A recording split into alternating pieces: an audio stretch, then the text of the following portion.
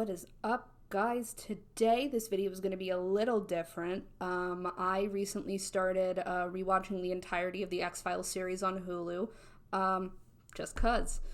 So today we're going to do something that I'm going to call an XFiles investigation. So here is our roadmap. The first part that I want to talk about is what is an XFiles investigation in terms of what I'm going to do in this video. The second point is going to be just a basic episode summary. For this episode, we're going to go over what is an HOA and what is a planned community. And then we're going to go over the histories between planned communities and suburbia and racism. Then we're going to go over my personal theory about this particular XFiles case. And then we're going to go into wrap up and final thoughts. Alright, so what is an XFiles investigation? Something that I've started to notice since starting my channel on critical analysis is these sort of subtle dialogue lines between Scully's narrated field reports or her interactions with Mulder, is this underlying tone of speculation on larger social issues. It happens more than a handful of times, which prompts me to do some deeper digging and ask the question, what if? The X-Files is meant to highlight social issues of the 90s and 2000s by using fear of government conspiracy in the US as a vehicle. So this then prompted me to look into some episodes where I felt like this vibe was very strong, and to do some investigations into the phenomena that this episode is trying to call attention to. That said, I'm going to start with the one that is both the funniest and the most horrifying, the one with the HOA.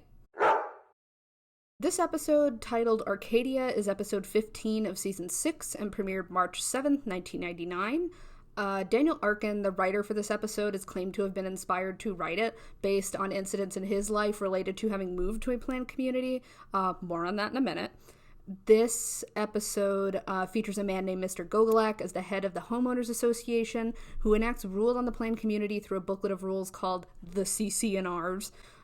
Anybody found to be in violation of the CC&Rs is marked to be killed by a creature called a tulpa, which has roots in Tibetan culture as a creature formed by thought and intention, which Gogolak controls in order to make sure people abide by the CC&Rs. This tulpa was made out of trash and debris that the housing development was built on. Families who have broken the rules have a street lamp bulb in front of their home burst at dusk, and then by the next morning they have been killed. It is then up to the people of the community to clean up the remains and make the house suitable for another prospective resident, which is where Mulder and Scully come in. Mulder and Scully pose as newlyweds and move into the home of the Kleins, who have mysteriously gone missing months prior. They then try to find answers as to how the Kleins went missing, when they went missing, and exactly who might have had something to do with it. Eventually, Mulder figures out that Gogolak has almost total control of these residents and their lives through the fear of being killed by his tulpa, though when he actually apprehends him, the tulpa then kills Gogolak, which in essence also destroys himself. This rebuts Scully's position that the Kleins were murdered by one of their neighbors, and that the landfill is what causes the electrical disruptions, the detention in the home's lawns, and the odd composition of organic matter found in the Kleins' former home.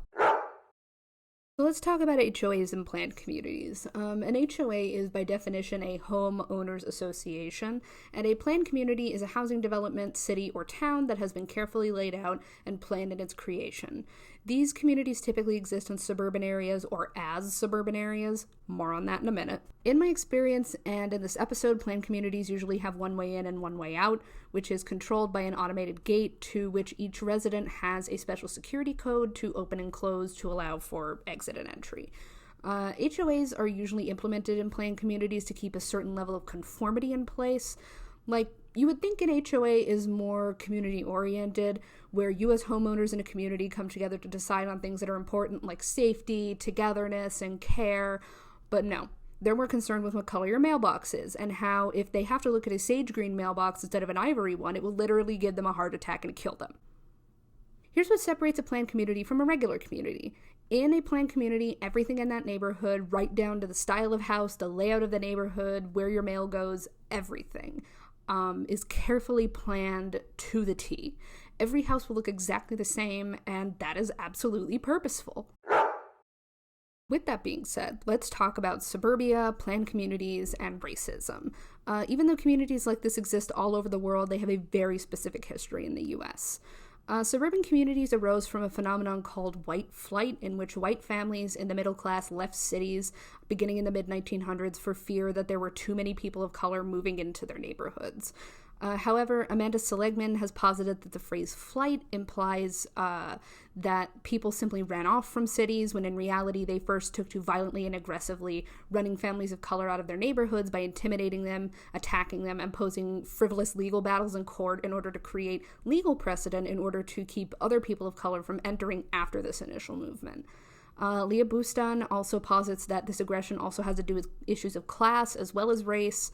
And on top of this was that the idea that white people just didn't want to live in the same communities as people of color. White supremacists were disseminating the idea that people of color were there to replace them. So what happened is when people of color who had previously been living in the city later moved to suburbs, despite urban decay and industrial restructuring, is the exact same thing. There are actually videos of black families trying to move into suburban homes only to be ambushed by gangs of white people who didn't want them to move into the neighborhood and change the atmosphere as their community as an untouchable space of whiteness. So imagine that you are a rich racist, and not only do you not want to be around other poor people, you don't want to be around people of color either. So what do? Put a gate on it. Oh, and also redlining and gerrymandering. Gotta get all the bases covered. A planned community comes with things like a single point of exit and entry, security codes, the capacity for a private security force, and a built-in assurance of total conformity to what white people want out of owning homes and being a part of a white community. So let me go back to what Arkin says inspired him to write this episode. Arkin said he was inspired to write the episode after an incident that happened when he moved into what he called an uptight planned community in Greenwich Village. He recounts that when the movers who had all of his stuff showed up late, the HOA fined him $1,000 for moving in after hours that were set up by the HOA. He then used this as a pitch for an episode which fixated on the frightening reality of planned communities. Originally, he never planned for the Tulpa figure to be included at all. The episode he posited to the production staff positioned Gogolak, a regular man, as the villain, which I think would be far more terrifying than a trash monster. I also think that the idea that a normal man is the villain who will go to fatal lengths to preserve what he feels is the idealist conformist community says a lot more than Arkin means.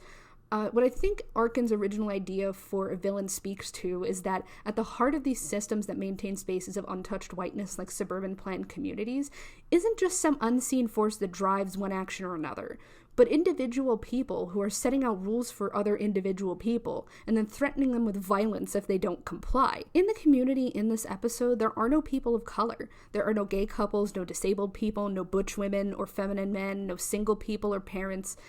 In the entire episode, I don't think that's a coincidence.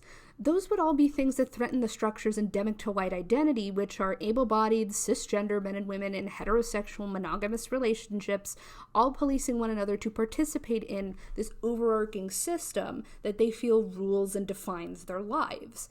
The only things that have any distance from whiteness is the import business that Gogolak owned, which in turn provides him with methods by which to mark nonconformists in the community to be killed for their offenses. The Kleins are murdered only after Gogolak gives them a whirligig to put on their mailbox, which he imported as part of his company from Asia, which then ends up buried in their front yard after their murder is hidden. So here's my theory. Scully, you're never going to believe this. My theory is that this episode is trying to communicate to the audience exactly what is so dangerous about the way planned communities are implemented. Because you could create a planned community that is exclusively for the protection of people of color, LGBTQ+ people, disabled people, that had people who are a part of those groups at the head of whatever HOA is responsible for its codes. But when that group is policed by the HOA, that enclosed community then becomes a place of hegemony and oppression all over again. There's no real reason why a planned community needs security gates or aesthetic codes, if not because the HOA in charge is afraid of letting outsiders infiltrate its borders and of letting people be people. HOAs within planned communities want only a specific kind of person living in their midst, and in the US, unfortunately, that is a person who is white, wealthy, able-bodied, cisgender, and heterosexual. Not by design, but merely by virtue of how a planned community came to be in the US to begin with. So let's go over where we've been. We did a summary of this episode and then went into the details of how it came to be written. We discussed the definitions of an HOA and a planned community and how these things manifest within the space of the episode. We then went over the history of planned suburban communities in the US and how they became synonymous with racism, and went back over the details of Arkin's writing of this episode and how it coincides with the racist establishment of planned communities and HOAs. I think that this is a recurring phenomenon in this series. I think that there is something deeper going on within the grand scope of the series, something conspiratorial, if you will. I think that even though fear of government conspiracy has been present in the US for a long, long time, that by using it as a vehicle for other ideas and themes, you could pretty much say anything to anybody and they'd find it plausible. I think the X-Files as a show in itself is a conspiracy to put forth some semblance of social commentary on different things.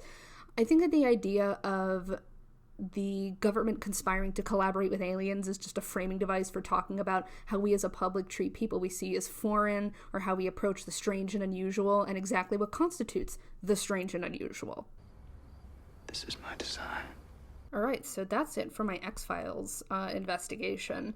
I'm probably going to do more of these because I love watching this series and trying to parse out exactly what the subtext underneath it is. I know that there's an episode about a lizard man who spits acid in people's faces and blinds them, and there's some words that I'd love to have with that episode.